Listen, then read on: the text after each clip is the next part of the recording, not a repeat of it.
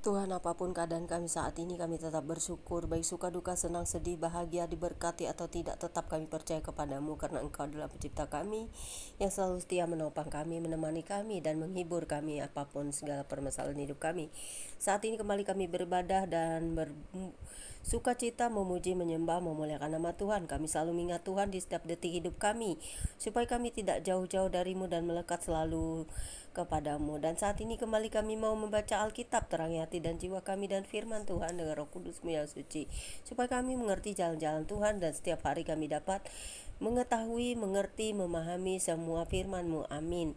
Dalam nama Tuhan Yesus dan Roh Kudus. 1 Tawari 13 ayat 1 hingga dengan ayat yang ke 14 dengan perikop tabut dipindahkan dari Kiryat Yearim. Terdapat juga di kitab 2 Samuel 6 ayat 1 hingga 11 yang berbunyi demikian.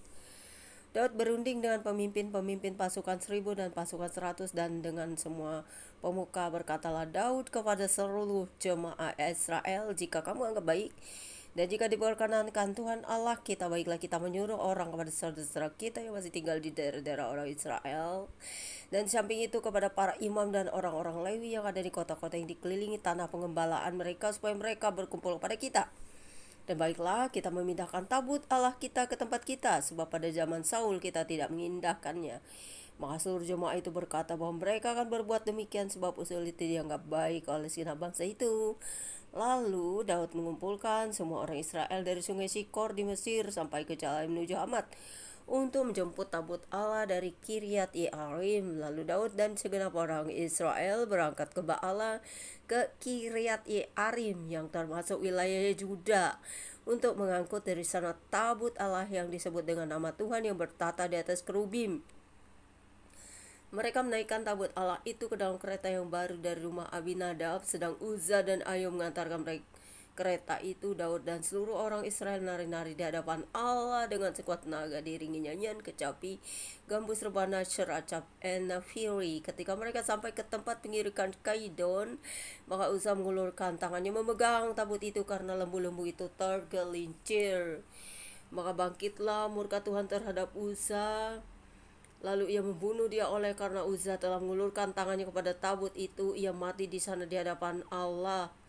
Daud menjadi marah karena Tuhan telah menyambar Uzza demikian hebatnya.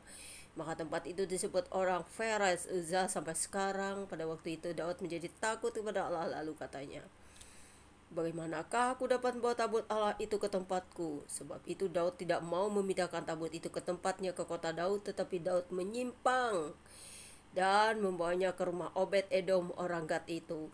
3 bulan lamanya tabut Allah itu tinggal pada keluarga Obed Edom di rumahnya, dan Tuhan memberkati keluarga Obed Edom dan segala yang dipunyainya.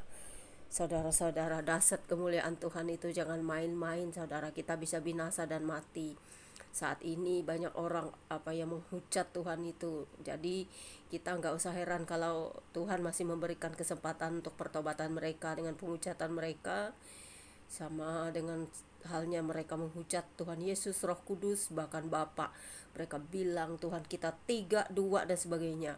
Mereka belum melihat kemuliaan Tuhan yang sesungguhnya. Karena itu jika mereka binasa, tidak ada ampunan kepada orang-orang seperti itu, karena mereka berani menginjak kekudusan Allah, menghujatnya, menghinanya.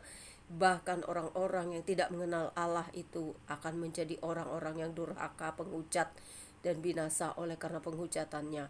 Jadi kita jangan main-main. Kita merasa diri kita hebat, kita bisa menilai Allah. Tidak bisa, saudara. Jika kau bisa membatasi Allah, itu berarti kau lebih hebat dari Allah. Jika kau lebih bisa mengutarakan dan mengatakan siapa Allah itu kepada orang lain dengan perkataanmu sendiri atau dengan otakmu yang masih terbatas, itu berarti kau hebat dari Allah itu sendiri. Jadi jangan coba-coba untuk bermain-main dengan pencipta, karena dia tahu siapa Anda. Bahkan penghujatan Anda itu membuat dia akan semakin dimuliakan. Anda tidak ada apa-apanya di hadapan Tuhan itu. Apa yang saudara tidak kenal, jangan coba-coba ikut ranahnya Tuhan.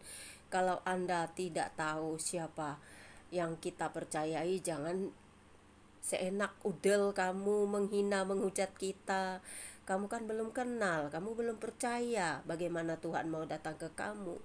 Dan orang-orang yang menghujat ini seolah-olah mereka itu paling hebat, sementara mereka mengambil ayat-ayat yang mereka tidak mengenal artinya. Bahkan mereka jangankan mengenal artinya, memahaminya saja tidak. Mereka membandingkan diri mereka itu lebih hebat dari Tuhan. Tidak, saudara. Jadi kita nggak heran kalau mereka satu persatu binasa. Bahkan mereka tidak ada pengampunan lagi, karena mereka telah menghujat kekudusan Tuhan. Coba kita lihat seperti yang kita baca hari ini. Usaha saja karena dia menyentuh tabut itu, karena tidak sengaja pun dia binasa, saudara. Jangan coba-coba dengan Tuhan. Tuhan itu kudus, kemuliaannya melebihi apapun.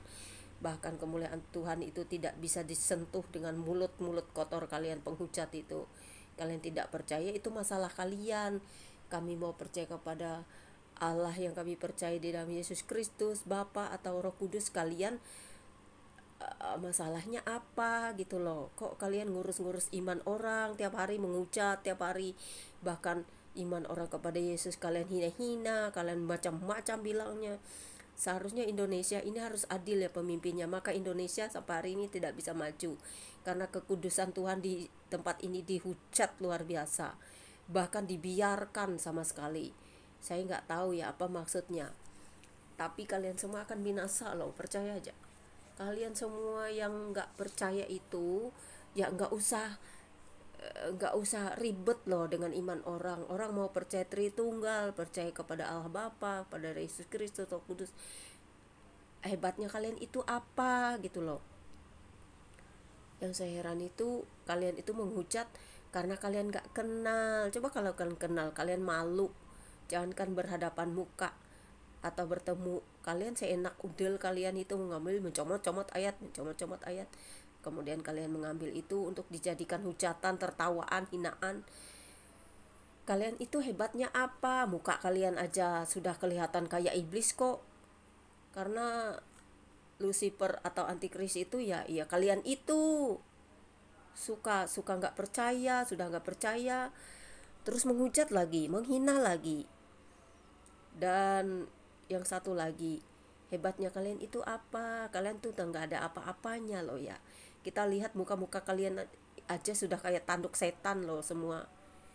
Aku nggak peduli ya kamu dari bangsa mana, dari negara mana. Kalau kamu menghujat iman kepercayaanku, kamu menghujat yang kusambah, kamu semua akan dapat hukuman dari sang itu sendiri. Apa yang kamu hujat itu yang akan menghukum kamu. Hati-hati loh ya.